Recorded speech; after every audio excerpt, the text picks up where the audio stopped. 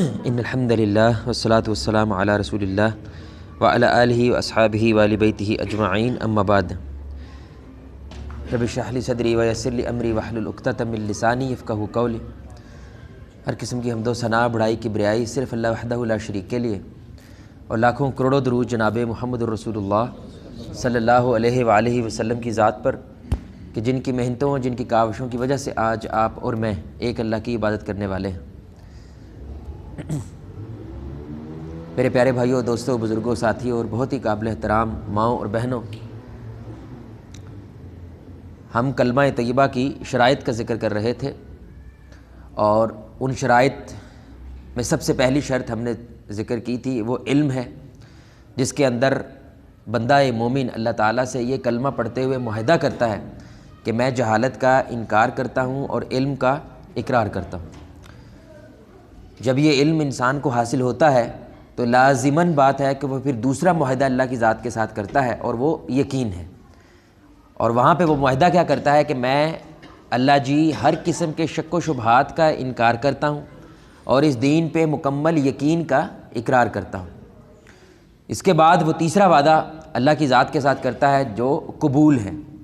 قبول کا معنی یہ ہے کہ جو علم مجھے حاصل ہوا ہے، چاہے وہ میری عقل میں آئے یا میری عقل میں نہ آئے، بس وہ ثابت ہونا چاہیے، وہ حدیث صحیح ہونی چاہیے، وہ تفسیر صحیح ہونی چاہیے، میری عقل میں آئے یا نہ آئے مجھے قبول ہے۔ اور دوسرا وعدہ کیا ہوتا ہے کہ اس دین پہ عمل کرنے کے وجہ سے جو بھی مشکل آئے مجھے وہ مشکلات بھی قبول ہیں۔ سچ بولنے کی وجہ سے جو بھی مشکلات آئیں مجھے قبول ہے، عورت کے لیے پردہ کرنے کی وجہ سے جو بھی مشکلات آئیں مجھے قبول ہے، میں اس دین اور اس عمل کو نہیں چھوڑوں گی یا نہیں چھوڑوں گا۔ یہ تیسرا وعدہ بندہ مومن اللہ کی ذات کے ساتھ کرتا ہے جب وہ لا الہ الا اللہ محمد رسول اللہ صلی اللہ علیہ وآلہ وسلم کہتا ہے۔ چوتھا وعدہ جس پہ ابھی ہم گفتگو کر رہے تھے وہ کیا ہے؟ فرما برداری، یعنی وہ علم بھی آ گیا، اس علم پہ یقین بھی ہو گیا، اس کا مثبت اور منفی قبول بھی کر لیا۔ اب لازماً بات کیا ہونی چاہیے؟ سرنڈر کر دینا، کیونکہ اسلام کا معنی اصل میں کیا ہے؟ امن حاصل کرنے کی خاطر اپنی ذات کو اللہ کے سامنے سرنڈر کر دینے کو اسلام کہتے ہیں، کہ چاہے میں اندر کا ایمان حاصل کرنا چاہتا ہوں یا امن یا باہر کا، تو میں اپنی مرضی اللہ کے سامنے سرنڈر کرتا ہوں، اس کو اسلام کہتے ہیں۔ تو سرنڈر جب انسان کرتا ہے، فرما برداری اختیار کرتا ہے، تو وہ وعدہ کیا کرتا ہے کہ میں اللہ کی نافرمانی کا انکار کرتا ہوں اور اللہ کی مکمل فرما برداری کا اقرار کرتا ہوں۔ تو ہم نے یہ گزارش کی تھی کہ اس فرما برداری کی بھی دو حصے ہیں، ایک مثبت حصہ ہے، ایک منفی حصہ ہے۔ مثبت حصہ کیا ہے بھائی؟ کہ جو اللہ نے کہا وہی کرتے چلے جانا، 100% اس کام پہ عمل کرتے چلے جانا، یہ اصل میں فرما برداری ہے۔ لیکن اللہ تعالیٰ نے انسان کو جیسا بنایا ہے، وہ اللہ خود کہتا ہے کہ یہ انسان کیا ہے؟ خطا کا پتلا ہے، یہ غلطیاں کرنے والا ہے۔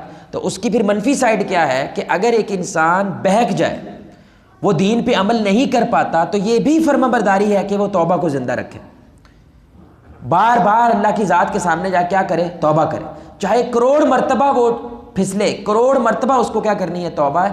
یہ بھی فرما برداری ہے۔ اور دوسری جہت جس پہ ابھی ہماری گفتگو جاری تھی وہ کیا تھا کہ علم کا عمل میں منتقل ہو جانا، اس کے 6 درجات ہوتے ہیں۔ یعنی جو علم آپ کو حاصل ہوا ہے، جو یقین آپ کو حاصل ہوا ہے، جو قبولیت کا اقرار آپ نے کیا ہے، یہ آپ کے عمل کے اندر جو ٹرانسفر ہوتا ہے، منتقل ہوتا ہے، اس کے 6 درجات ہیں۔ اگر یہ درجات آپ کے اندر قائم ہیں تو مبارک ہو، علم بھی مقبول ہے اور بإذن اللہ کے سامنے آپ کا عمل بھی مقبول ہے۔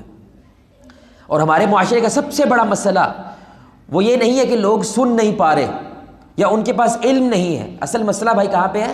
عمل کے اندر ہم کمزور ہیں۔ یعنی کہ صحابہ جو تھے، عبداللہ بن مسعود رضی اللہ تعالیٰ عنہ، وہ کہتے ہیں کہ ہم 10 آیات رسول اللہ صلی اللہ علیہ وسلم سیکھتے تھے، بس ہر شے پھر بند کر دیتے تھے، اب ان 10 آیات پہ پھر ہم عمل کرتے تھے، پھر اگلی 10 آیات کی طرف جاتے تھے۔ تو وہ کہتے ہیں کہ ہمیں علم اور عمل ساتھ میں سیکھا ہے، اکٹھا سیکھا ہے، تو وہ طاقتور بنا ہے، تو اس نے اتنا بڑا انقلاب پیدا کیا ہے۔ اور یہ میں بڑی اہم بات کرنے جا رہا ہوں، علم نہ جو دین کے خاص طور پہ، یہ سننے میں بورنگ لگتا ہے، یہ بڑی اہم بات ہے، یہ سننے میں بورنگ لگتا ہے اور ان لاجیکل بھی کبھی کبھی لگتا ہے کہ آپ میرے سامنے مسئلہ لے کر آئے ہیں کہ بھئی میرا کاروبار نہیں چل رہا، منافع تھوڑا ہو رہا ہے، اور میں آپ کو کہوں یہ ذکر پڑھو تو منافع بولے بھائی کیسے، یہ کیا بات ہوئی؟ یہ کیا بات کر رہا ہو بھائی؟ مرغیوں کا، میرے جوتوں کا، میرے کپڑوں کا اس ذکر کے سے کیا تعلق ہے؟ اب وہ تعلق کو بنا پانا اپنے ذہن میں یہ بڑا مشکل کام ہے. تو سننے کے اندر یہ نہ لاجیکل لگتا ہے کبھی، نہ بورنگ لگتا ہے، لیکن اسلام کی ڈیمانڈ کیا ہے؟ بھائی عمل کرو، یہ کرے گا اپنا کام. وہ کیسے کرے گا یہ تیرا مسئلہ نہیں ہے. یہ اللہ رب العزت کی ذات کا وعدہ ہے کہ جب تو اس شے کو عمل کے اندر لے کر آئے گا یہ سب کچھ ہوگا جو اللہ تعالیٰ نے اس کے ساتھ وعدہ کیا ہے. تو عمل میرے بھائی وہ آپ کے علم کے اندر تاثیر پیدا کرتا ہے.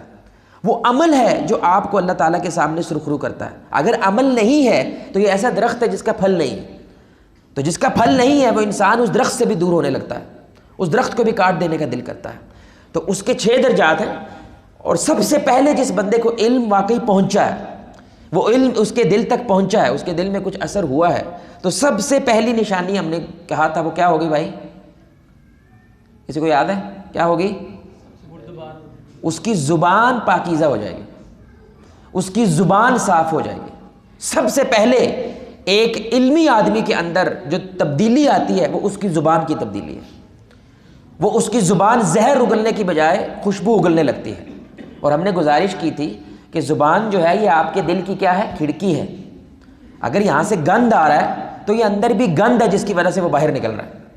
اگر یہاں پہ خیر موجود ہے یعنی کہ دل میں خیر موجود ہے تو آپ کی زبان سے بھی خیر باہر آئے گی، خصوصاً اس وقت جب آپ پہ پریشر آئے. یہ بڑی اہم بات ہے. جب پریشر آئے تو پھر کیا نکلتا ہے تیرے اندر سے؟ یعنی کہ پیر پہ پیر آئے اور تجھے ایک دم سے چوٹ لگی ہے نا، پریشر آیا تھوڑا سا، گالی نکلی ہے یا تہانکار یہ نکلا ہے، سمجھ رہے ہیں؟ وہ خود بخود جو نکلا ہے نا باہر وہی تیرے اندر ہے. اور یہ کب پتہ چلتا ہے؟ جب آپ پہ پریشر آتا ہے. جب آپ دکان پہ کھڑے ہوئے ہیں اور 4-5 سائڈ سے اے پہلے منو دے، اے پہلے منو دے، اے پہلے منو دے، آپ سمجھ رہے ہیں؟ ایک دم سے اس بندے پہ پریشر آتا ہے. اب وہ غصے کے ساتھ اس کے منہ سے کوئی بات نکلتی ہے یا پیار کے ساتھ کہتا ہے او صبر کرو میں ساروں کو دوں گا کچھ نہیں ہوتا، آپ سمجھ رہے ہیں؟ تو پریشر پہ پتہ چلتا ہے کہ آپ کی زبان کیسی ہے. اور یاد رکھے جس کے اندر کچھ بھی نہیں ہوتا وہی پیپا آوازیں مارتا ہے. سمجھ آئیے نا؟ جس پیپے کے اندر، پیپا سمجھتے ہیں نا بھائی؟ پیپا اصل میں پنجابی میں پیپا کہنے کا مزہ آتا ہے، ڈبہ کہنے کا نہیں مزہ آتا. جس پیپے کے اندر کچھ بھی نہ ہو تو تھوڑی سی بھی اس کو چمچی لگائیں، ہاتھ لگائیں، وہ کیا کہتا ہے؟ کھڑکتا ہے، آواز پیدا کرتا ہے. لیکن جو بھرا ہوا ہو وہ آواز نہیں کرتا. کب؟ جب اس پہ پریشر پڑتا ہے.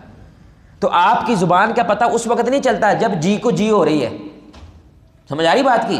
آپ کی زبان کا پتہ اس وقت چلتا ہے جب جی کو سون ہو رہا ہے، جب جی کے آگے گالی آ رہی ہے، جب جی کے آگے بدتمیزی آ رہی ہے. اس لیے ہم یہ پہلے بات کر چکے ہیں، ڈاکٹر جاوید صاحب نے بڑی پیاری ایک بات کہی ہے کہ لوگ کہتے ہیں جی میرے سے بات برداشت نہیں ہوتی، غلط بات برداشت نہیں ہوتی. تو بھائی غلط ہی برداشت کرتے ہیں، صحیح بات کو کوئی بھی نہیں برداشت کرتا. صحیح بات کو انسان کی فطرت خود ہی قبول کر لیتے، اس میں کوئی کمال نہیں ہے تمہارا. اصل کمال کب ہوتا ہے کہ جب کوئی غلط کر رہا ہے تو کم از کم ایک دفعہ اس کو عزت ضرور دی جائے اور انسان برداشت کا مظاہرہ کرے، صبر کر. یہیں پہ صبر اور برداشت کا امتحان ہے. صحیح بات پہ صبر اور برداشت کا کوئی امتحان نہیں ہوتا. تو سب سے پہلی جگہ دروس سننے کے بعد، لیکچر سننے کے بعد، خطبات سننے کے بعد، دین کا علم آ جانے کے بعد آپ کی زبان ستھری ہونی چاہیے. آپ گزارش سمجھ رہے ہیں میرے بھائی؟ سب سے پہلے زبان. تو اگر آپ کی ستھری ہے، پاکیزہ ہے، تو کیا مانی؟ وہ غیبت نہیں کرے گی، نہ کرے گی، نہ کرنے دے گی. وہ جھوٹ نہیں بولے گی، جھوٹ بولا نہیں جائے گا اس سے، گالم گلوچ سے وہ باز آ جائے گی. یہ لازماً تقاضا ہے آپ کے اندر علم کو داخل ہونے کا، لازم بات. یعنی علم کی گولی کھائی، پہلا کام یہ ہوگا. دوسرا کام، یہاں تک ہم گفتگو بڑی تفصیل سے اپنے پچھلے گفتگو میں کر چکے ہیں انشاءاللہ. تو جن احباب کو وہ آڈیو چاہیے انشاءاللہ بھائی سے لے بھی سکتے ہیں. دوسری شے، یہ بڑی اہم بات ہے، بڑی اہم بات ہے، بڑی اہم بات ہے. اور مجھے حیرت ہوئی کہ جہاں پہ بھی ہم نے اس کا تھوڑی تفصیلاً ذکر کیا ہے تو یقین کریں ابھی کل ہی ہمارا جو جمعہ تھا پرسوں، وہاں پہ کچھ پولیس والے آئے میرے پاس اور انہوں نے کہا کہ ہم نے یہ باتیں پہلی بار سنی ہے ممبر سے کہ یہاں اس حد تک بھی چیز سمجھانے کی ضرورت ہے عوام کو، لیکن ہم نے اس انداز سے کبھی یہ چیز نہیں سنی. اور وہ دوسرا درجہ ہے علم کا عمل میں منتقل ہونے کا. وہ کیا ہے کہ وہ بندہ لازماً با ادب ہو جاتا ہے، سلیقہ مند ہو جاتا ہے، تمیز والا ہو جاتا ہے. یعنی اب اس کے اٹھنے بیٹھنے میں، بات کرنے میں، اس کے انداز میں ادب ہے، سلیقہ ہے. لیکن معذرت کے ساتھ ہماری جماعتی حوالے سے میں بات کر رہا ہوں کہ جو دینی بندے ہوتے ہیں نا، انہوں نے صرف 2 چیزیں ذہن میں سوچی ہوتی ہیں، یا فرض یا حرام. تو وہ کسی عمل کو اس وقت تھوڑی سی توجہ دینے کی کوشش کرتے ہیں، یا تو وہ فرض والا ہو یا وہ عمل جو ہے وہ حرام والا ہے، یعنی کہ جس میں گناہ مل رہا ہے، تو باقی جو بھی وہ کریں وہ کہتے ہیں گناہ تو نہیں نہ ہوتا، فرض تو نہیں ہے نا، تو جیسا مرضی وہ بیہیویئر اختیار کرتے ہیں۔ یہ بندہ باادب نہیں بن سکتا، کیونکہ ادب کیا ہے؟ اپنے عمل کو خوبصورت سے زیادہ خوبصورت بنانا ہے۔ مثال کے طور پر ایک بندہ میرے پاس یہ پانی کا گلاس لے کے آیا ہے، ایسے ہی اس نے ایک ہی ہاتھ سے گلاس یہاں پہ رکھ دیا، اب اس کو ذرا آپ اور خوبصورت بنائیں، اس عمل کو، اس گلاس کو پیش کرنے کو اور خوبصورت بنائیں، ذرا نیچے پلیٹ رکھ دیں، سمجھا رہی بات کی، ذرا اور خوبصورت بنائیں، کیا کریں گے آپ؟ کوئی اور خوبصورت بنائیں، آپ خود بنائیں، کچھ چیز رکھ دیں گے، اب ذرا اور خوبصورت بنائیں، کیا کریں گے؟ اسمائل کر کے دیں، مسکرا کے مجھے دیں، تھوڑا سا اور خوبصورت بنائیں، السلام علیکم کہہ کے دیں، تھوڑا اور بنائیں ورحمۃ اللہ، تھوڑا اور بنائیں وبرکاتہ، تھوڑا اور بنائیں خوشبو چھڑک کے لے آئیں۔ سمجھ رہے ہیں میرے بات؟ یہ جتنا زیادہ آپ یہ پیدا کرنے کی کوشش کر رہے ہیں اس میں یہ ادب ہے۔ ادب آپ کے عمل کو کیا کرتا ہے؟ سونا بناتا ہے، آپ کے عمل کو خوبصورت بناتا ہے۔ بھائی گل سن، بھائی جان گل سن، اب یہ جو جان آپ نے ساتھ لگائی یہ ادب ہے، کسی کو آواز دینے کا ادب ہے، اونچی آواز میں بولنا۔ لقمان علیہ الصلوۃ والسلام اپنے بیٹے کو کیا نصیحت کرتے ہیں؟ گدھے کی طرح اپنی آواز، گدھے کی طرح آواز اپنی نہیں رکھنی۔ وہ کون ہوتا ہے؟ یعنی اونچی آواز میں بات کرنا۔ وہ تیسری منزل پہ پڑا کھڑا ہے، نیچے کھڑا ہو گئے، وہ پٹی باہر آئے، یہ ادب نہیں ہے۔ بندہ مومن ایسا نہیں ہوتا۔ تو دوسرا لیول میں جو بات کر رہا ہوں وہ کیا ہے؟ اس میں سلیقہ آ جاتا ہے۔ اب میں آپ کو کی مثال دیتا ہوں، بندے کہتے ہیں صاحب تھلے پلیٹ نہ رکھو، حرام ہے۔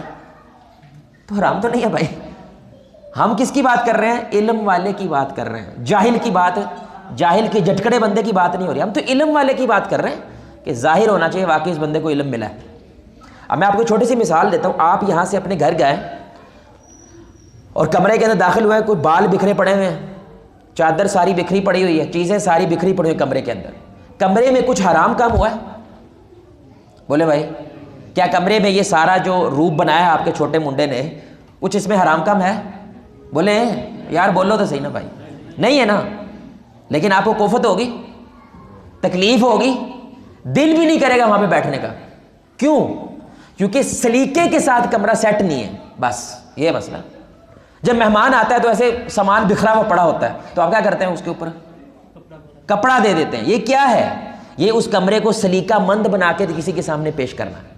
یہ انسان کی فطرت ہے، اللہ تعالیٰ نے فطرتاً انسان کو ادب والا بنایا ہے، باادب انسان بنایا ہے، اور ہمارے معاشرے میں اس ادب کے ڈپارٹمنٹ کا بہت فقدان ہے، یہ بہت زیادہ کمزور ہے۔ اس کی وجہ ہم کہتے ہیں اتنا تو بندے کو کم از کم پتہ ہی ہوگا، تو بھائی اتنا بھی بندے کو نہیں پتہ، اس انداز سے دعوت دینی چاہیے، اتنا بھی نہیں پتہ لوگوں کو۔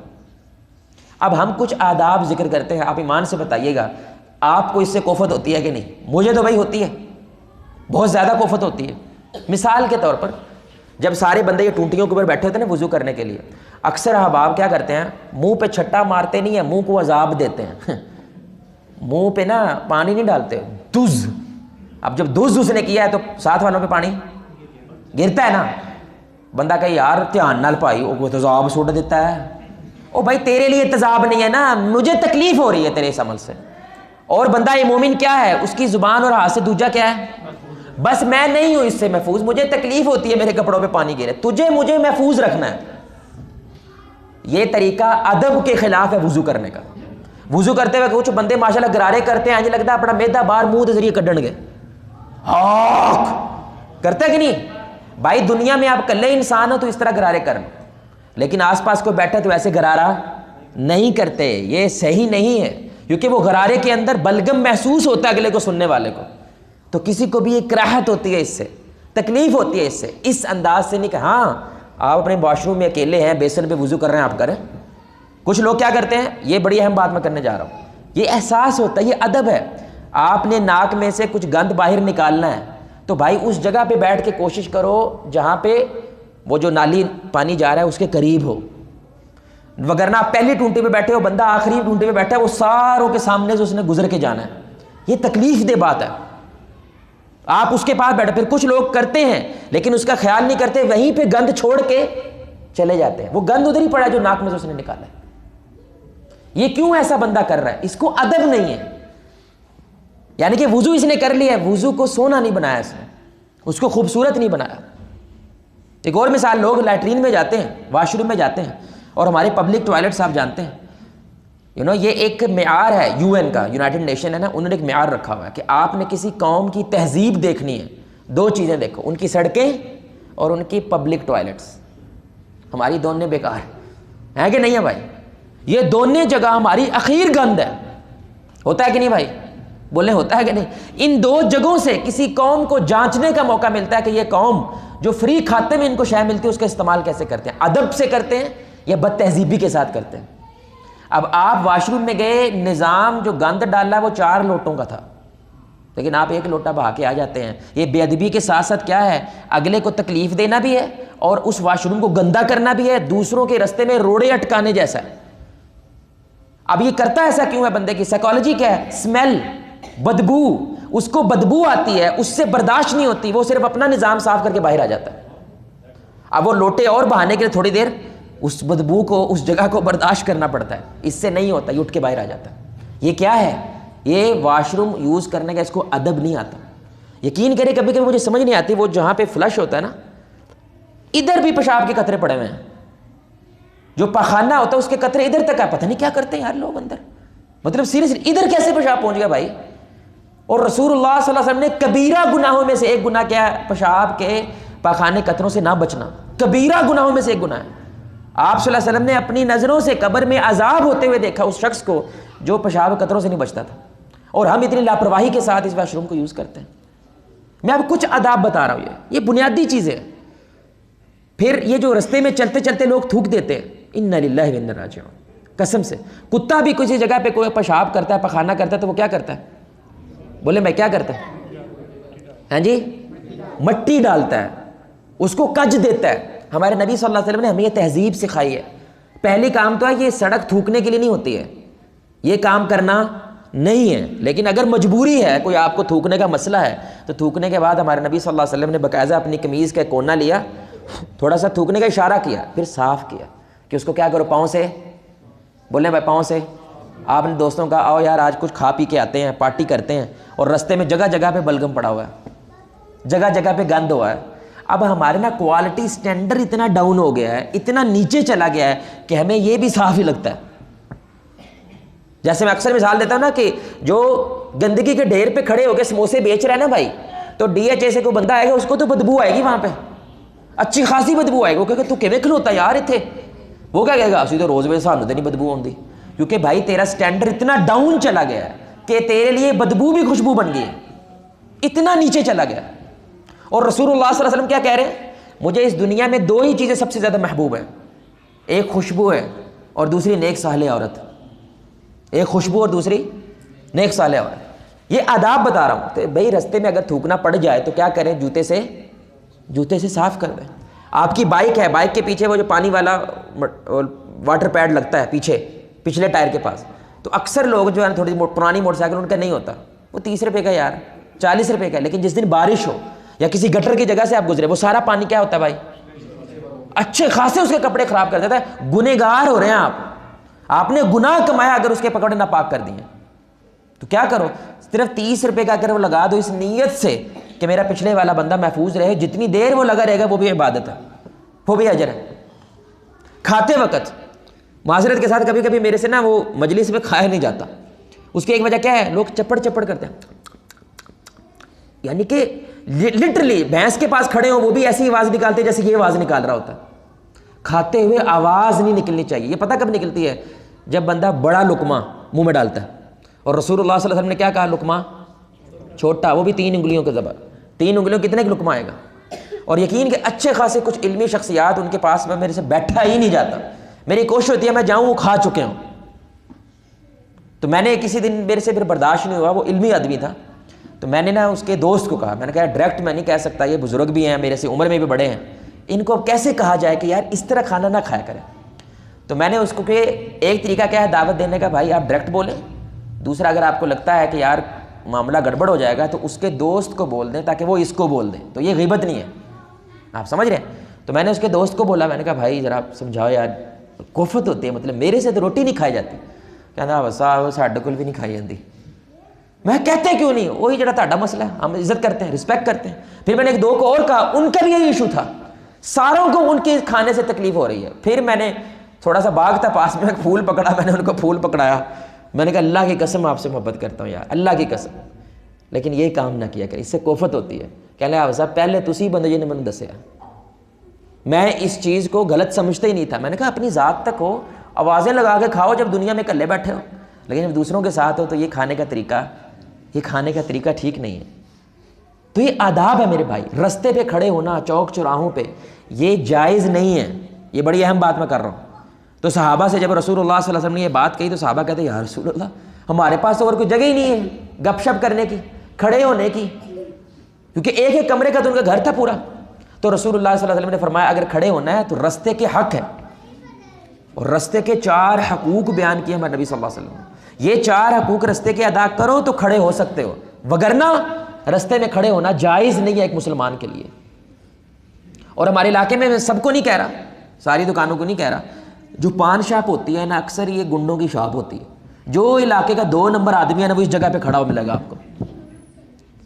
اور ان لوگوں نے یقین کرے ماؤں بہنوں کے رستے بلاک کیے ہیں باقاعدہ. مطلب کئی بار میں نے بہنوں سے سنا ہے کہ ہم سے باہر جائے نہیں. میں کہتا ہوں نا, وہ ہسبینڈ کی شکایت کر رہے تھے سبزی نہیں لا کے دی. میں نے کہا بہن یہ ساتھ دکان ہے, برقع پہن کے تو لے آیا کر یار کبھی کبھی. کہتے ادھر لڑکے کھڑے ہوتے ہیں, وہ آوازیں کستے ہیں, وہ آوازیں دیتے ہیں پیچھے سے, اس لیے ہم سے وہاں سے گزرا نہیں جاتا. اور یقین کرے ایک دن میں نے بیٹھ کے نا دیکھا باقاعدہ کچھ لڑکے وہاں پہ جو کھڑے تھے, واقعتاً وہ عورت گزرتی ہے تو وہ اپنے دوست کو آوازیں دے رہے ہوتے ہیں, لیکن دے کس کو رہے ہوتے ہیں؟ اس لڑکی کو دے رہے ہوتے ہیں. اس لیے ہمارے نبی صلی اللہ علیہ وسلم نے اس سے منع فرمایا. آپ نے فرمایا کھڑے ہونا ہے تو آداب ہے, رستے کا حق ہے. وہ 4 حقوق بیان کیے. کتنے بھائی؟ یہ تو آپ سب کو یاد ہونے چاہیے. پہلا حق ہمارے نبی صلی اللہ علیہ وسلم نے فرمایا کھڑا ہونا ہے تو نظروں کو جھکا کے کھڑے ہونا ہے. یہ جو نظریں آوارہ پھریں, یہ اس جگہ پہ کھڑے ہونے کی ادب نہیں, اس کے خلاف بات ہے. دوسری شے, تم نے کسی کو نقصان نہیں پہنچانا وہاں پہ کھڑے ہو گئے. یعنی کیلا کھا رہے ہیں, کیلے کا چھلکا ایسے پھینک دیا, گند ڈال دیا وہاں پہ, ہیں جی ساروں نے مل کے بریانی کھائی, ہڈیاں ساری ویسے ہی پھینک دیں. یہ نقصان پیدا نہیں کرنا ہے گزرنے والوں کے لیے. تیسرا کام جو آپ نے کرنا ہے وہ لازماً کیا ہے کہ سلام اگر تمہیں کرے تو تم نے اس کا بلند آواز سے کیا کرنا ہے؟ جواب دینا ہے. اور چوتھی شے, اگر کچھ غلط ہوتے ہوئے دیکھو تو اس کو روکنا ہے. تمہاری نظروں کے سامنے کچھ غلط ہو رہا ہے, اس کو روکنا ہے, منع کرنا ہے. اور اگر کوئی خیر کا کام نہیں بندہ کر رہا تو اس کو خیر کی ترغیب دینی ہے. یہ 4 حقوق ہمارے نبی صلی اللہ علیہ وسلم نے بتایا کس کے؟ راستے میں کھڑے ہونے کے. تو علم سب سے پہلے آپ کی کیا کرتا ہے؟ زبان صاف کرتا ہے. لیکن زبان کے بعد لازماً جو شے پیدا کرتا ہے وہ کیا ہے؟ آپ کو باادب بنا دیتا ہے, سلیقہ مند بنا دیتا ہے, گفتگو کرنے کا انداز آ جاتا ہے, آپ کو بات کرنے کا انداز آ جاتا ہے. یقین کریں میں ایسے لوگوں سے ملا ہوں, مجھے یہ لگا تھا کہ یہ بہت بڑی کمپنی کا مالک ہے, یہ اچھا خاصا کھاتا پیتا بندہ ہے اور کم از کم PhD تو ہوگا. مجھے بعد میں پتہ چلا یہ 5 نہیں پڑھا ہوا, 5 کلاسیں نہیں پڑھا ہوا. صرف کس سے؟ اس کے آداب سے, جس انداز سے وہ گفتگو کر رہا ہے, جس انداز سے وہ بیٹھا ہوا ہے, جس انداز سے وہ بات کر رہا ہے, اس کے آداب اور سلیقہ اتنا کمال لگتا ہے کہ وہ بندہ خود ان پڑھ ہے لیکن اپنے سلیقے سے وہ پڑھا لکھا لگتا ہے. اس طرح جمائی لینا, ہمارے لوگوں کو جمائی لینی نہیں آتی. ایسے آپ نے دیکھا ہوگا, جمائی ایسے لیتے ہیں.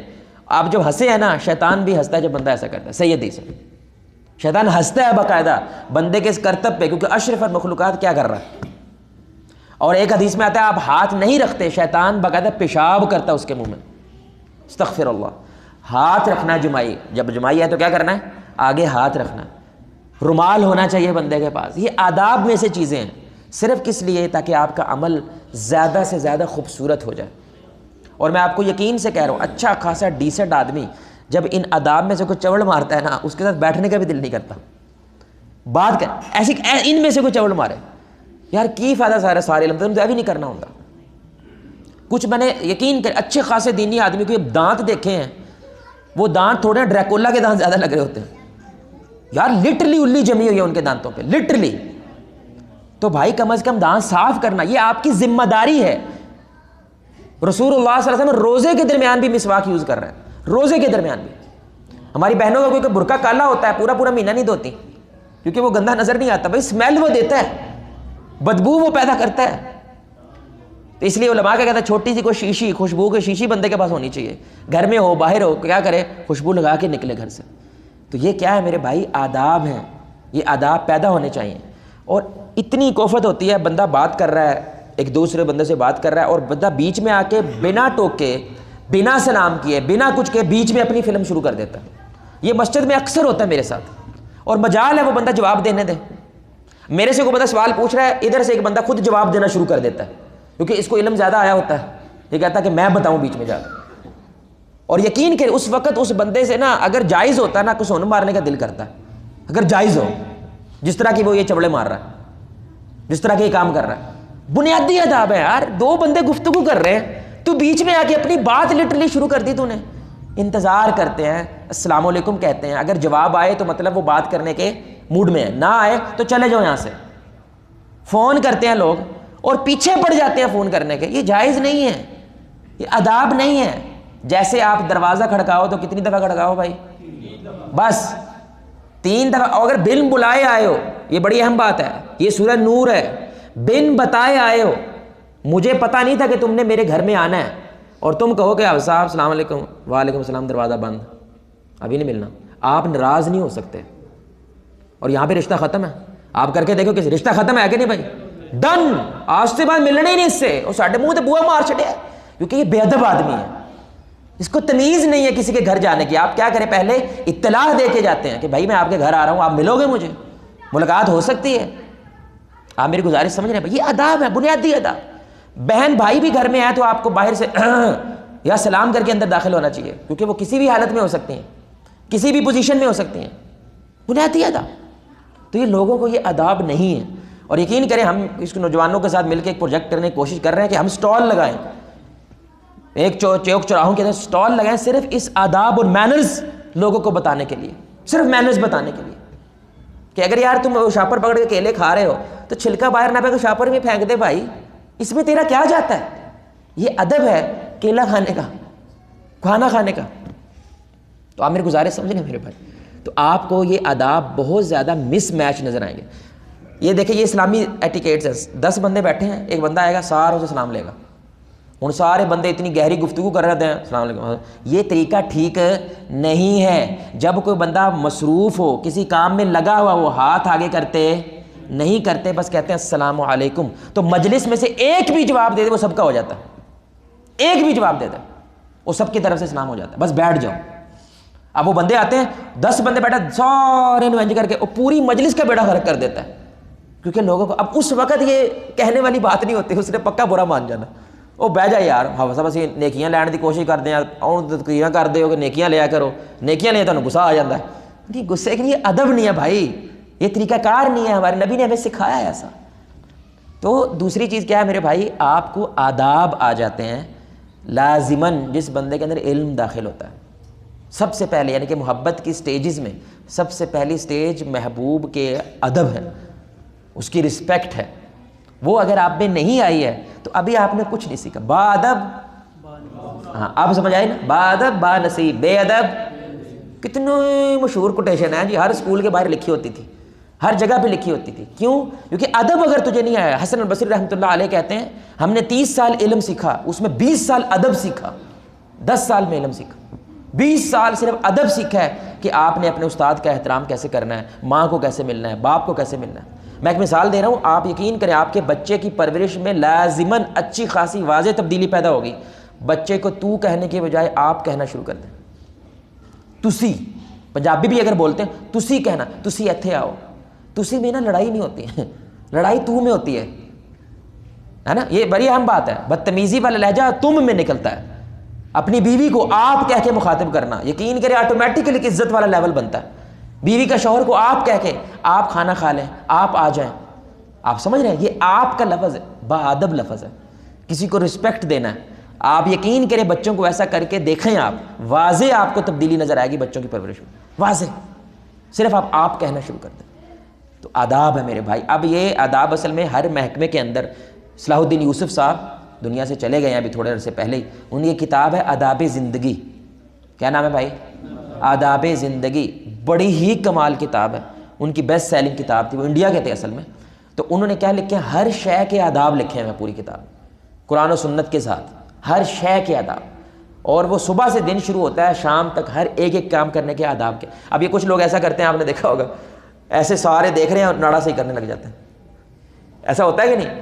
یار کتنی ایک بے حیائی والی یہ شے ہے، بے ادبی ہے یہ، ایسے نہیں کہ اگر کرنا ہی ہے وہ مطلب نیچے گرنے والی ہو گئی ہے تو بھائی کم از کم کونے میں لگ جاؤ یار، دیوار کی طرف اپنا اتنا تو کم از کم ہو سکتا ہے۔ ابھی تھوڑے دن پہلے مسجد میں بالکل سارے نمازی ہیں، ان کی طرف منہ کر کے بندہ اپنا نالا ٹھیک کر رہا ہے، انا للہ و انا راجعون۔ آپ صلی اللہ علیہ وسلم نے فرمایا بال اگر لمبے ہیں، حدیث چیک کریے گا، آپ نے کہا بالوں کا اکرام کرو، عزت کرو اپنے بالوں کی، اللہ اکبر، کیونکہ ان کا حق بنتا ہے ان کا احترام کیا جائے۔ مطلب بھائی ان کو تیل لگایا کرو، اس وقت شیمپو نہیں تھا، اب شیمپو ہے، شیمپو کم از کم ہفتے میں ایک دفعہ کیا کرو، خشکی نہ بنے۔ ان کی پھر کم از کم کنگھی کر کے رکھو۔ ٹوپی لے لینے کا مطلب یہ نہیں تھلے جو مرضی آن پائی رکھو۔ کچھ لوگ ایسا سمجھتے ہیں ٹوپی اگر لے لو نا ایک دفعہ نیچے جو مرضی چلتا رہے، نہیں، کنگھی کرنی چاہیے ان بالوں کی۔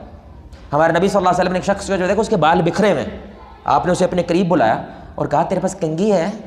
کہنے لگا یا رسول اللہ ہے۔ آپ نے کہا اس کا استعمال کیا کرو بھائی اس کو یوز کرو۔ یہ آداب ہمارے نبی صلی اللہ علیہ وسلم نے سکھائے۔ تو آپ کے ہر عمل کے کرنے کے اندر اگر یہ ادب پیدا ہو جائے، یقین کریں میرے بھائی اچھی خاصی انسان کے اندر عزت والا جو ہے، اعتماد والی جو پرسنالٹی تب پیدا ہوتی ہے جب یہ چیز پیدا ہو۔ یہ دوسری سٹیج ہے کہ وہ کیا ہوتا ہے، پہلے نمبر پہ کیا ہوتا ہے بھائی، کیا ہوتا ہے، سارے بولیں، اس کی زبان پاک ہو جاتی ہے جب وہ تھوڑا سا علم حاصل کرتا ہے۔ نمبر دو، لازماً بات کیا ہوتی ہے بھائی، باادب ہو جاتا ہے، سلیقہ مند ہو جاتا ہے، اپنے کام کو زیادہ سے زیادہ سونا بنانے کی وہ کوشش کرتا ہے۔ تیسرا کام، اب لازماً اس کے اندر 3 قسم کے عمل پختہ ہو جاتے ہیں، یعنی کہ جب اس کی زبان پختہ ہوتی ہے، جب اس کے ادب پختہ ہو جاتے ہیں، تو تیسرے نمبر پہ لازماً اس کی 3 چیزیں پختہ ہوتی ہیں۔ 2 کا تعلق اللہ سے ہے، 1 کا تعلق پبلک سے ہے، عوام سے ہے، عمل کے اندر۔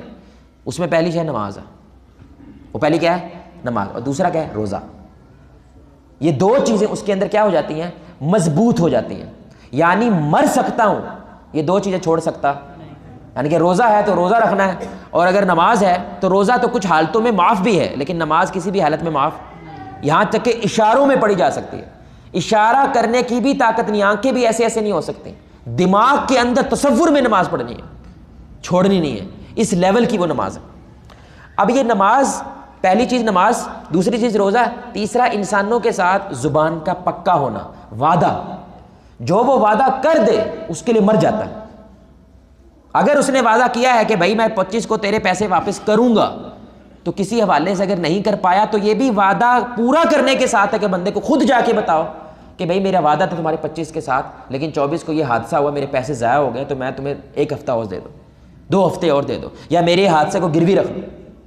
وعدہ میرے بھائی، رسول اللہ کی صحیح حدیث سنا رہا ہوں آپ کو، یعنی پبلک کے اندر سب سے مضبوط شے جو ہے نا معاملات کی، وہ وعدہ ہے۔ کیونکہ دیکھیں اللہ اور بندے کا ایک وعدہ ہے، امتی اور نبی کا ایک وعدہ ہے، ماں باپ اور والدین کا، اولاد کا ایک وعدہ ہے، اولاد کا آپس میں ایک وعدہ ہے، گاہک کا اور دکاندار کا ایک وعدہ ہے، حکومت کا اور رعایا کا ایک وعدہ، یعنی کہ ہم سب کچھ وعدوں کے اندر اصل میں کیا ہیں، جکڑے ہوئے۔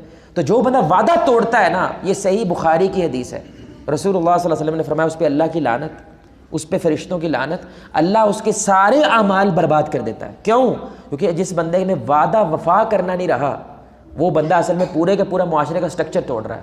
اس لیے باپ کو اپنے بیٹے پہ بھروسہ نہیں ہے، اس کو گلے پہ نہیں بٹھاتا، پیسے دیتا ہے تو جا کے بعد میں گجروں سے پوچھ رہا ہوتا ہے کہ نہیں دہی لے کے گیا۔ یہ ساری باتیں کیوں ہوئی ہیں؟ کیونکہ اس نے زبان اپنی خراب کر دی اپنے باپ کے سامنے، یا باپ کی اتنی زیادہ گفتگو کے باوجود بچہ نہیں سمجھ پا رہا۔ اس کی وجہ کیا ہے؟ کیونکہ باپ نے کچھ وعدے بچے سے کیے ہوتے ہیں ٹرکانے ٹرکونے کے لیے، لیکن بعد میں وہ وعدے توڑتا چلا جاتا ہے، تو بیٹے کے اندر یہ ایمان بیٹھ جاتا ہے میرا ابا بے وفا آدمی ہے، یہ جو بات کرتا ہے، جو مجھے کانفیڈنس دیتا ہے، وہ بیکار ہے، وہ فضول ہے، بے مطلب ہے، اسے کوئی معنی نہیں ہے۔ اس لیے اگر آپ بچوں کو بیٹا کھا لو، میں تمہیں ٹافی دوں گی، اگر ٹافی نہیں دیں گے آپ وعدہ توڑ رہے ہیں، آپ نے یہ وعدہ کیا، ہم اس کو معمولی سمجھتے ہیں، اس شے کو معمولی سمجھتے ہیں۔ یہ بھروسہ اور اعتماد ہے، یہ جو وعدہ وفا کرنا، میں نے تہجد گزار دیکھ کے جو راتوں کو روتے ہیں، وعدہ وفا کرنے والے نہیں دیکھا، سچی بات بول رہا ہوں۔ ابھی تک میری زندگی میں ایسا کوئی بندہ نہیں آیا، یہ میں ایگزیجریٹ نہیں کر رہا، میں غلو نہیں کر رہا، سچی بات کہہ رہا ہوں، جو وعدہ کہہ دینا اس پہ مر جائے، کچھ بھی ہو جائے، اب کیونکہ میں نے کہہ دیا ہے، اب اس کے مطابق فیصلہ ہوگا، اس کے مطابق عمل ہوگا۔ میں نے نہیں دیکھا، ابھی تک نہیں دیکھا۔ تو میں کیا کہتا ہوں، پہلے تو کہو نا، یا تو بات کرو نا، کر دو پھر مر جاؤ، پھر مر جاؤ اس پہ. اب میں سچا واقعہ سنا رہا ہوں. ابو جندل رضی اللہ تعالیٰ عنہ مسلمان ہوئے ہیں.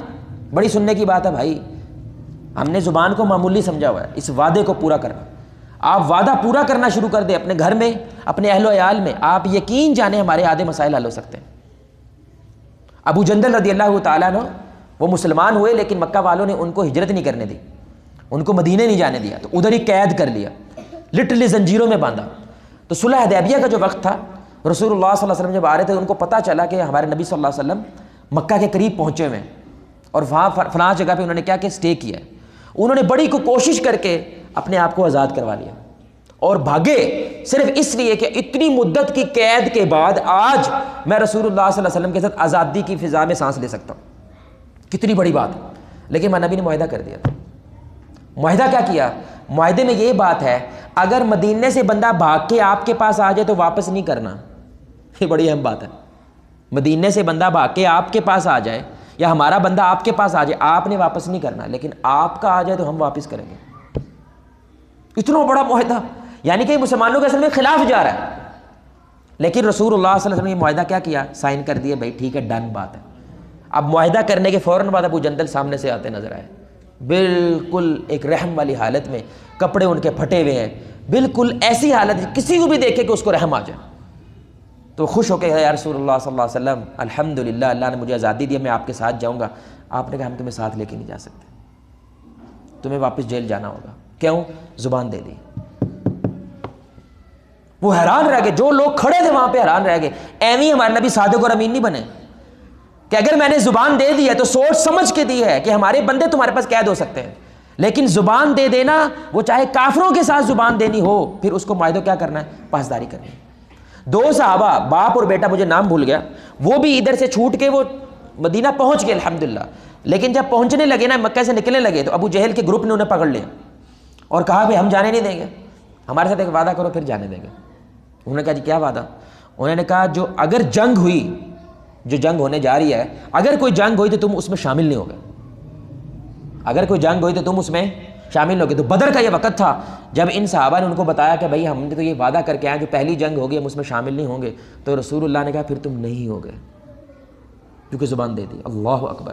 یہ لیول ہے زبان کا بھائی. اور ہمارا لیول دیکھیں, ہم ایویں بول دیتے ہیں جو بولنا, بچوں کو جو مرضی بول دیتے ہیں, بیوی کو جو بولے, تو سارے کا سارا تعلقات کی جو پوری کی پوری دنیا ہے وہ ایک شے کے ساتھ جڑی ہوئی ہے, زبان, وعدہ. تو وعدے کو پورا کرنا ہے. تو کئی بار ایسا ہوا ہے, میری وائف نے مجھے وعدہ یاد کروایا نا, اس وقت میرا بالکل ذہن نہیں ہوتا کہ یہ وعدہ میں نے پورا بھی کرنا تھا, اتنی بڑی میں نے بات تجھے کہہ دی تھی, لیکن مجھے کرنی پڑتی ہے. چاہے میں بیمار ہوں, میں رینج ہوں, میں راضی ہوں, اگر وہ مجھے سپیس دے تو یہ اس کا اچھا ہے, نہ دے تو بھائی وعدہ پھر پورا کرنا ہے آپ نے, وگرنہ وعدہ خلاف. اس لیے میں نبی نے کہا منافق کیا ہے؟ وہ وعدہ خلاف ہوتا ہے. اس لیے میں نبی نے اتنی بڑی بات کی کہ اس کے سارے اللہ مال برباد کر دیتا ہے جو وعدہ خلافی کرتا ہے. ادھار آپ کسی کو دے سکتے ہیں آج کی دنیا میں اس یقین کے ساتھ کہ وقت کے اوپر از بقلم خود میرے پاس آ کے واپس کر دے گا؟ تقریباً ناممکن ہو گیا ہمارے معاشرے میں. اور اتنی ڈٹھائی ہوتی ہے کہ اگر کوئی حادثہ ہو بھی گیا بھائی تو کوئی بات نہیں, اللہ کی طرف سے حادثات ہوتے ہیں. تو میں تو وعدہ پورا کر رہا ہوں نا, تو توڑ رہا ہے, تو تو آ کے بتا مجھے, میرے گھر آ, اسی فقیری کی حالت میں آ, جیسے فقیری کی حالت میں تو پہلے لون لینے آیا تھا, اور آ کے کیا بتا کہ بھائی میں آپ کا لون نہیں ادا کر سکا, یہ مسئلہ پیدا ہو گیا. اب اللہ کہتا ہے کہ احسان کر دو, احسان کرو, اس کو تھوڑا وقت اور دے دو. اور اگر یہ مقدمہ اسلامی عدالت میں جائے تو میرا حق بنتا ہے, میں کو اس کی موٹر سائیکل میرے گھر کھڑی کرو, اس کا فریج اٹھاؤ میرے گھر کھڑا کرو, میرا یہ حق ہے. معاف کرنا کیا ہے؟ میری چوائس ہے, میرا حق کیا ہے؟ مجھے میرا پیسہ ملنا چاہیے چاہے کچھ بھی ہو. اہمی تو نہیں, نبی نے کہہ دیا کہ بھائی شہید معاف نہیں ہوگا اگر وہ قرض دار ہے, اور قرض دار کے نبی صلی اللہ علیہ وسلم جنازہ نہیں پڑھاتے تھے کہ پہلے سے قرضہ ادا کرو پھر جنازہ پڑھاؤں گا اس کا. یہ چھوٹی باتیں نہیں ہیں میرے بھائی. تو عمل کتنا, پہلی چیز کیا ہے؟ زبان. جب علم آپ میں داخل ہوگا آپ کی زبان پاکیزہ ہو جائے گی. دوسری چیز, وہ بندہ سلیقہ مند باادب ہو جائے گا. تیسری شے, اس کا عمل مضبوط ہوگا. اور عمل میں 2 جہتیں اللہ کے ساتھ ہیں, ایک جہت مخلوق کے ساتھ ہے. مخلوق کے ساتھ کیا ہے؟ وہ وعدہ وفا کرتا ہے, وہ زبان جو دے دیتا ہے اس پہ پھر ڈٹ جاتا ہے, اس کو اپنی اینڈ شے سمجھتا ہے. بھائی ہماری تاریخ میں زبان کے اوپر 2 سال لڑائیاں چلتی رہتی تھی, صرف ایک وجہ سے کہ ہم نے زبان دے دی تھی, میرے باپ نے زبان دے دی تھی, میری ماں نے زبان. ایک زبان دینے پہ 100 سال جنگیں چل رہی ہیں. عربوں کے اندر سب سے کمال یہ تھی, بس وہ جو دے دیتے تھے نا زبان, اس پہ پھر ڈٹ جاتے تھے. ہاں الا یہ کہ وہ زبان جو دی ہے آپ نے قرآن و سنت کے خلاف ہے تو پھر یہ زبان غلط ہے، اس کو پھر پورا نہیں کرنا۔ اور دوسری چاہے کیا ہے؟ نماز۔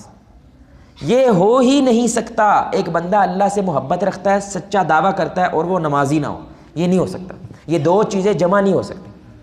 ایک بندہ اللہ سے محبت کا دعویٰ کرتا ہے، وہ لازماً محبت اس کو نماز پڑھائے گی، کیونکہ اصل میں 5 وقت کی نماز پڑھنا اپنے محبوب کو جا کے یہ کہنا ہے کہ میں کائنات سے بڑھ کے آپ سے محبت کرتا ہوں، بس یہ آپ کی نماز ہے۔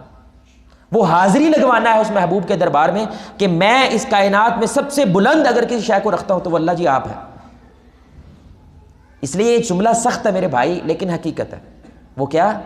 جو 4 نمازیں پڑھتا ہے، 3 نمازیں پڑھتا ہے اور یہ اس کا معمول بن گیا ہے کہ ایسا باقی میں پڑھ لیتا ہوں، فجر میں نہیں پڑھتا، باقی میں پڑھ لیتا ہوں، عشاء میں نہیں پڑھتا، تو یہ بے نمازی اللہ کی نظر میں ہے۔ کیونکہ نمازی وہ ہے جو 5 پڑھتا ہے، اللہ نے 4 نہیں نازل کی، 3 نہیں نازل کی۔ ہاں اللہ نے اس کو توبہ کی توفیق دی، اب وہ پہلے 1 پڑھتا تھا، اب 2 ہو گئی ہیں، اب 3 ہو گئی ہیں، وہ کوشش میں لگا ہوا ہے کہ میں 5 پڑھوں اور اسی کوشش میں مر جائے، پھر امید ہے کہ اللہ تعالیٰ اس کو بخش دے۔ لیکن اگر اس نے ذہن میں یہ بنا لیا میرے کو فجر نہیں پڑھی جاتی، باقی میں ساری پڑھ لوں گا، تو اگر اس نے یہ ذہن بنا لیا تو پھر وہ اللہ کی نظر میں بے نمازی ہے۔ تو یہ نماز کے ساتھ جو سنتیں ہوتی ہیں میرے بھائی، اس کا کیا مقصد ہوتا ہے؟ یہ بڑی اہم بات ہے۔ ہمارے اہل حدیث حضرات اکثر سنتے نہیں پڑھتے، صرف فرائض پڑھ کے چلے جاتے ہیں۔ سنتے میرے بھائی آپ کے فرائض کو مضبوط کرنے کے لیے، اس کو پروٹیکٹ کرنے کے لیے ہوتی ہیں۔ تو اس کی ایک مثال دیں، سمجھے کہ اگر نا ایک دائرہ ہے درمیان میں، ٹھیک ہے، یہ دھیان سے سمجھیے گا، درمیان میں اگر ایک دائرہ ہے، یہ آپ کے فرائض ہیں، ٹھیک ہے، تو اگر شیطان آپ پہ حملہ کرنا چاہے، آس پاس کوئی دائرہ نہیں ہے، تو وہ ڈائریکٹ آپ کے فرائض پہ حملہ کر کے ایک آدھی نماز آپ سے چھین لیتا ہے۔ سمجھ رہے میری بات؟ لیکن اگر آپ سنتے جب پڑھتے ہیں، مثال 12 سنتے آپ نے دن میں پڑھی جو مؤکدہ سنتے ہیں، جو رسول اللہ صلی اللہ علیہ وسلم چھوڑتے نہیں تھے، تو وہ ایک اور دائرہ لگ جائے گا۔ اب اندر والا دائرہ کیا ہے؟ باہر والے دائرے سے محفوظ ہو گیا۔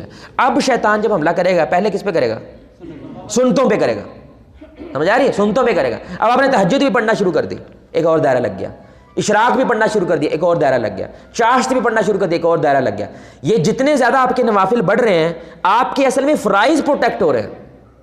اب باہر سے جب حملہ ہونے کے لیے آتا ہے شیطان، وہ سب سے پہلے جو پہلی شے ہے اس کو توڑتا ہے، کس کی؟ تہجد چھڑاؤ، تو کوئی بات نہیں، تہجد کے بعد آپ کا اشراق چھڑائے، پھر دوسری چیز چھڑاتا پھر آپ کے فرائض تک پہنچتا ہے۔ اتنا آسان کام نہیں رہتا۔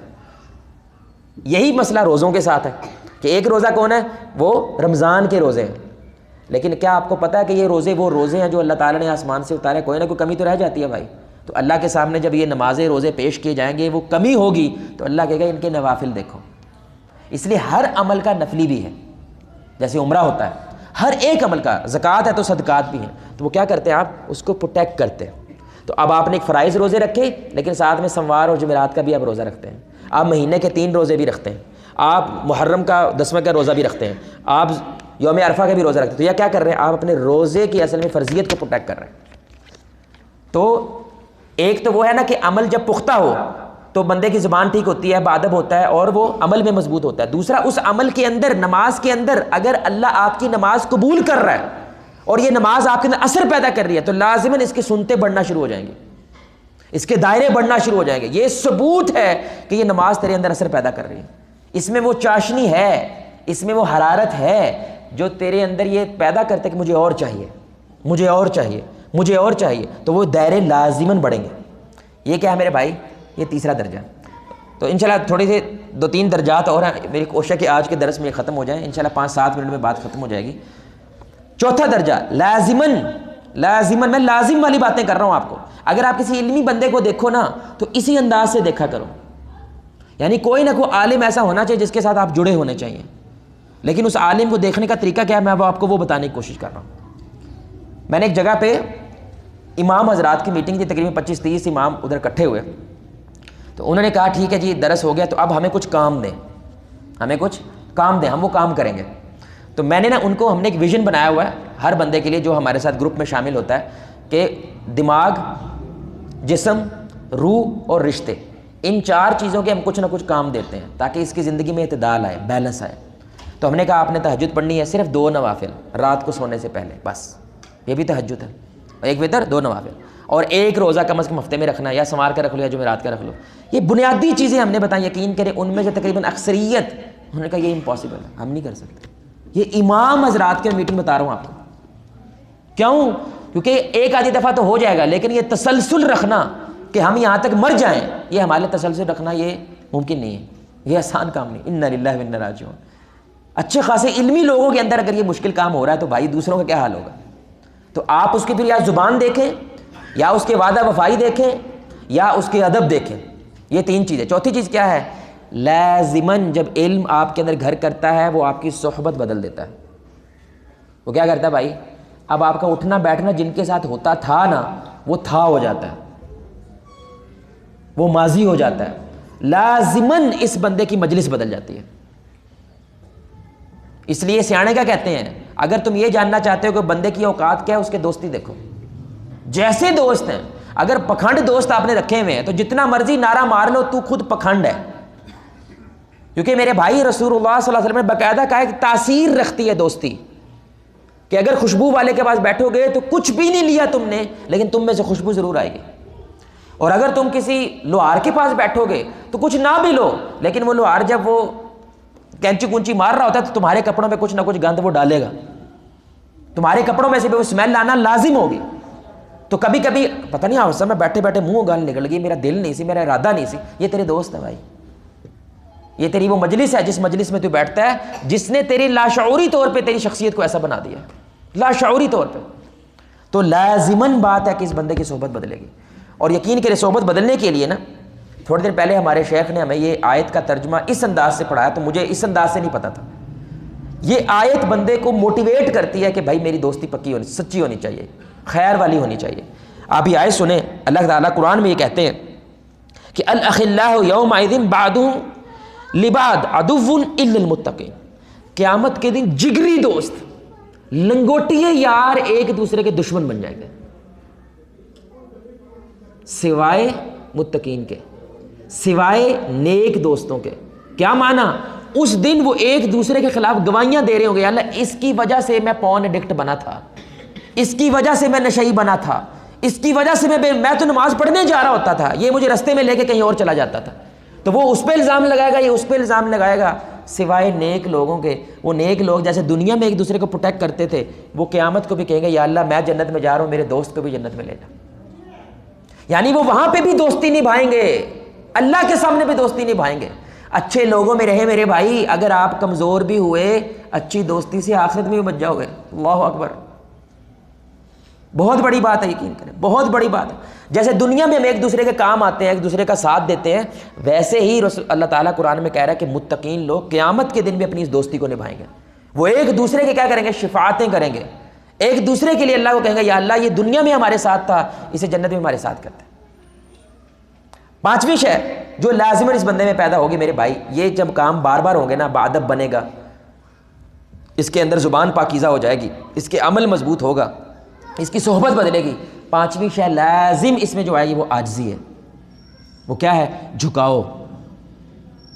اس کے لیے معاف، جھکاؤ کا عاجزی کے پیدا ہونے کی تین نشانی ہیں. سب سے پہلی نشانی، اس کے لیے معاف کرنا آسان ہوتا ہے. جس بندے میں عاجزی ہوتی ہے نا، اس کے لیے معاف کرنا آسان ہوتا ہے. بہت بڑی بات کر رہا ہوں.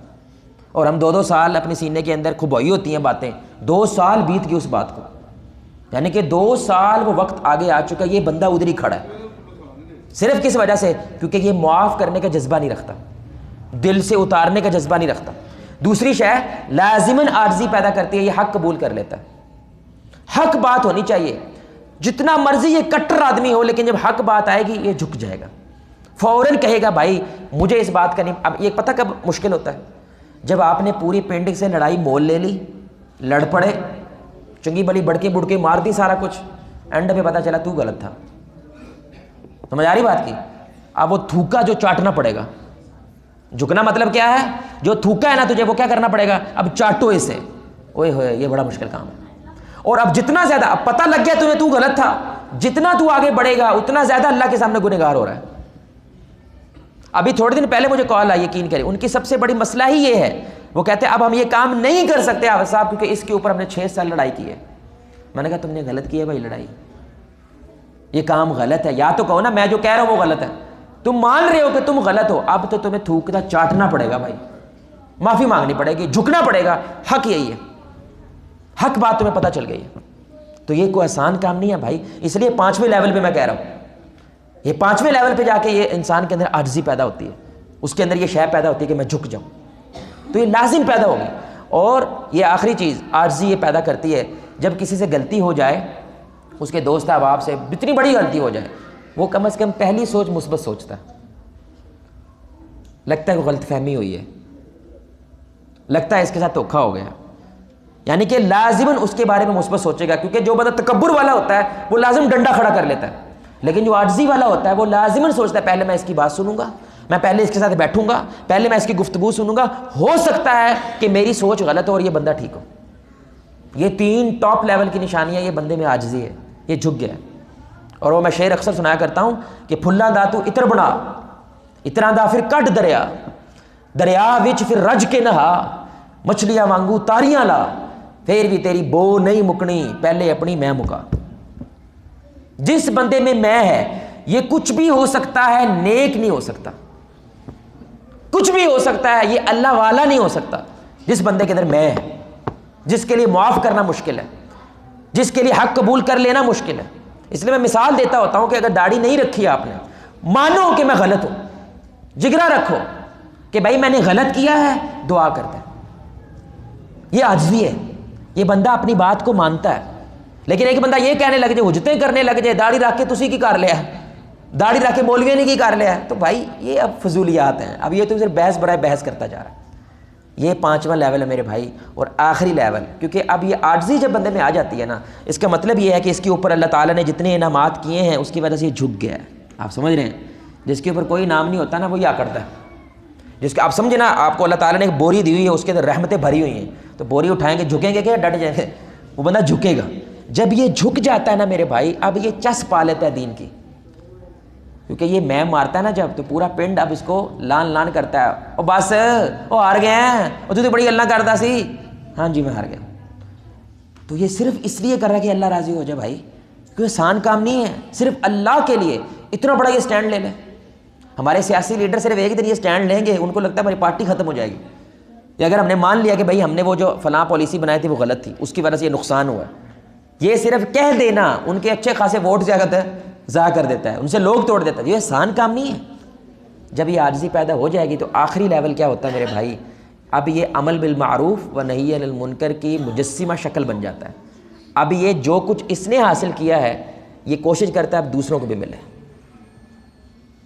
کیونکہ میرے بھائی یہ ناممکن ہے نا کہ آپ کی ایک روشنی ہے، موم بتی کی روشنی ہے، اس کی روشنی کا جو جگہ نظر آ رہی صرف آپ کو آ رہی ہے، آپ کے علاوہ کسی کو نظر نہیں آ رہے، تو یہ 2 نمبر ہے، دھوکھا ہے تیرا، یہ روشنی نہیں ہے۔ اگر تیری ایمان کی حرارت ہے، اس میں تپ ہے، اس میں تپش ہے، مجھے اس حرارت محسوس ہی نہیں ہوتی جب میں تیرے ساتھ بیٹھتا ہوں، تو یہ دھوکھا ہو سکتا ہے، ایمان نہیں ہے۔ وہ لازماً کیا کرتا ہے، اپنی حرارت اپنی خیر دوسروں تک پہنچاتا ہے، کیونکہ موم بتی نے جلنا ہے نا میرے بھائی، اس نے تو ختم ہو ہی جانا ہے، تو فائدہ کیا ہے، اس موم بتی سے کسی اور کی موم بتی بھی جلا دو، تو آپ کی روشنی کم نہیں ہوگی لیکن روشنی کا حجم زیادہ ہو جائے گا۔ تو اس کی میں مثال دیتا ہوتا ہوں، آپ یہاں سے مسجد سے اپنے گھر سے مسجد کی طرف آ رہے ہو، راستے میں کسی گھر کو آگ لگی ہے، کیا کریں گے بھائی، کیا کرو گے؟ پہلا کام کیا کرو گے؟ بجھاؤ گے۔ آپ کو بجھانی نہیں آتی پھر کیا کرو گے؟ جی جن کو بجھانی آتی ہے ان کو کال کرو گے، وہ بھی نہیں آئے پھر کیا کرو گے؟ پھر آس پاس سے کچھ لوگ اکٹھے کرو گے۔ یہ 3 کام کیے بغیر اگر بندہ وہاں سے کراس کر جائے یہ مرا ہوا بندہ ہے۔ صحیح بات ہے بھائی؟ وہ بولو ایسے ہی ہے نا، یعنی کہ نہ تو اس نے آگ بجھانے کی کوشش کی، نہ اس نے آگ والوں کو بلانے کی کوشش کی، نہ اس نے بندے کو چیخنے چنگاڑے ماری کہ آؤ آؤ یار آگ لگ گئی جی بجھاؤ اس کو، ان تینوں میں سے ایک کام بھی نہیں کیا۔ یہ بندہ نہیں ہے، یہ مر چکا ہے، یہ لاش لوش پھر رہی ہے بس۔ اسی طرح جب آپ کسی کو دیکھتے ہیں کہ یہ عمل جو کر رہا ہے یہ جہنم میں لے کے جا رہا ہے، تو اسی طرح 3 کاموں میں سے ایک کام آپ لازم کرو گے۔ پہلا کام کیا کرو گے؟ اس کو بتاؤ گے تو غلط کر رہا ہے، لیکن آپ کو پتہ ہی نہیں ہے جو غلط کر رہا ہے یہ کیوں غلط کر رہا ہے، اس کے پیچھے حدیث کیا ہے، قرآن کیا ہے۔ تو اگر یہ نہیں بتا سکتے پھر کیا کرو گے؟ ان کو بلاؤ گے جو یہ بتا سکتے ہیں۔ اگر یہ بھی نہیں کر سکتے تو کچھ تیسرے بندے کو جا کے بولو گے یار مجھے تو نہیں سمجھ آتی کہ میں نے اس کو کیسے سمجھاؤں، تو جا کے اس کو سمجھا دے۔ ان تینوں میں سے اگر آپ ایک کام بھی نہیں کرتے یہ ایمان والا نہیں ہے، کیونکہ سورۃ العصر کیا کہتی ہے؟ الا الذین آمنوا وعملوا الصالحات وتواصوا بالحق وتواصوا بالصبر، کہ ایمان اور عمل صالح ہوتا ہے لیکن اس کے ساتھ وہ دوسروں تک بھی پہنچاتا ہے جتنی اللہ نے اسے استعداد دی ہے۔ جتنی اس کے اندر خیر. تو یہ کتنے بھائی 6 درجات ہیں. علم آپ کے عمل میں داخل ہونے کے لیے اس انداز سے داخل ہوتا ہے کہ پہلے زبان ہے، پھر آداب ہے، پھر آپ کا عمل ہے، اور عمل کی 3 جہتیں ہیں: نماز، روزہ، وعدہ وفا کرنا. چوتھی شے صحبت ہے، 5ویں شے عاجزی ہے، اور چھٹا عمل بالمعروف و نہی عن المنکر ہے. وہ بندہ لازماً یہ خیر دوسروں تک پہنچانے کی کوشش کرتا ہے. اللہ سے دعا ہے کہ اللہ تعالیٰ صحیح معنوں میں ہمیں کلمے کی ان شرائط کو پورا کرنے کی توفیق عطا فرمائے. اللہ سے کیے گئے یہ وعدے ہمیں پورے کرنے کی توفیق عطا فرمائے. اللہ آپ کو، مجھے، ہم سب کو محمد رسول اللہ صلی اللہ علیہ وسلم کی ذات کے ساتھ جنت الفردوس میں اس انداز سے اکٹھا کرے. ہم سب مل کے اللہ کے چہرے کو آسمان میں دیکھیں 14ویں رات کا چاند. انشاءاللہ احباب نے دعاؤں کے لیے کہا ہے تو خصوصی دعا فرمائیں. الحمدللہ رب العالمین الرحمن الرحیم مالک یوم الدین ایاک نعبد و ایاک نستعین اہدنا الصراط المستقیم صراط الذین انعمت علیہم غیر المغضوب علیہم ولا الضالین آمین. اللہم صلی علی محمد وعلی آل محمد کما صلیت علی ابراہیم وعلی آل ابراہیم انک حمید مجید. اللہم بارک علی محمد وعلی آل محمد کما بارکت علی ابراہیم وعلی آل ابراہیم انک حمید مجید. یا ارحم الراحمین یا ذا الجلال والاکرام یا الحی یا القیوم. اے اللہ ہم سب کو یہاں پہ مل بیٹھنا، خیر کی بات کا کرنا، سننا سنانا، یا اللہ تو اپنی برگاہ میں قبول فرما. اے اللہ ہمارے اس عمل کے صدقے سے تمام احباب جو یہاں موجود ہیں ان سب کے صغیرہ و کبیرہ گناہوں کو معاف فرما. اے اللہ تمام احباب کے یا اللہ صغیرہ و کبیرہ گناہوں کو معاف فرما. ہم سب کے لیے نیکی کرنا آسان اور گناہ کرنا مشکل بنا. فرما برداری آسان اور نافرمانی کو مشکل بنا. زبان کا اچھا استعمال آسان، زبان کا برا استعمال مشکل بنا. حیا والی نظر رکھنا آسان، بے حیائی یا اللہ ہمارے لیے مشکل بنا. اے اللہ ہم تمام احباب جو یہاں بیٹھے ہیں ان تمام احباب کی خیر والی یا اللہ زندگی کے اندر خیر پیدا فرما. ہر قسم کی مشکل کو آسان بنا، پریشانیوں کو دور فرما. جو رزق کی وجہ سے پریشان ہے یا اللہ انہیں خوشحالیاں نصیب فرما. جو اولاد کی وجہ سے پریشان ہے یا اللہ انہیں ماں باپ کی آنکھوں کی ٹھنڈک بنا. یا اللہ جن کے گھر میں امن نہیں ہے، جن کے گھر میں لڑائی ہیں، جھگڑے ہیں، عدم برداشت ہے، بے صبری ہے، ایک دوسرے کے ساتھ نفرت والا ماحول ہے، یا اللہ وہاں پہ سکینت کا نزول فرما، وہاں پہ محبتوں کا نزول فرما. یا اللہ ہمارے بھائیوں کو شیطان کی کمر توڑتے ہوئے اپنے گھر میں امن پیدا کرنے کی توفیق عطا فرما. اے اللہ ہم سب وہ عاجزی والا مسلمان بنا، ہم سب کو عاجزی والا مسلمان بنا. اے اللہ ہم سب کو حسن الخاتمہ نصیب فرما، ہم سب کو یا اللہ حسن الخاتمہ نصیب فرما. یہ بزرگ ہیں، ان کا بیٹا شدید بیمار ہے، عامر نواب شدید بیمار ہے، خصوصی دعا فرمائے اللہ تعالیٰ اسے صحت کامل عاجل عطا فرما. 1 سال کہہ رہے ہیں کہ وہ تقریباً مختلف اسپتال میں اس کو لے کر گئے ہیں لیکن شفا والا معاملہ نہیں ہو رہا. احباب پلیز دل سے دعا فرمائیں کہ اللہ تعالیٰ ان کے بچے کو صحت کامل عاجل عطا فرمائے، ان کی اس مشکل کو آسان بنائے، ان کو صبر عطا فرمائے، ہمت عطا فرمائے، ان کو مالی وسائل ایسے پیدا فرمائے کہ جس کی وجہ سے بچے کا علاج ممکن ہو سکے. اللہ سے دعا ہے جو خیر ہم نے مانگی ہے یا اللہ تو ہمیں عطا فرما، جو ہمارے لیے خیر ہے لیکن ہم مانگ نہیں سکے یا اللہ تو ہمیں وہ بھی عطا فرما. سبحان ربک رب العزت عما یصفون وسلام علی المرسلین والحمد للہ رب العالمین. اللہم صلی وسلم علی نبینا محمد. آمین.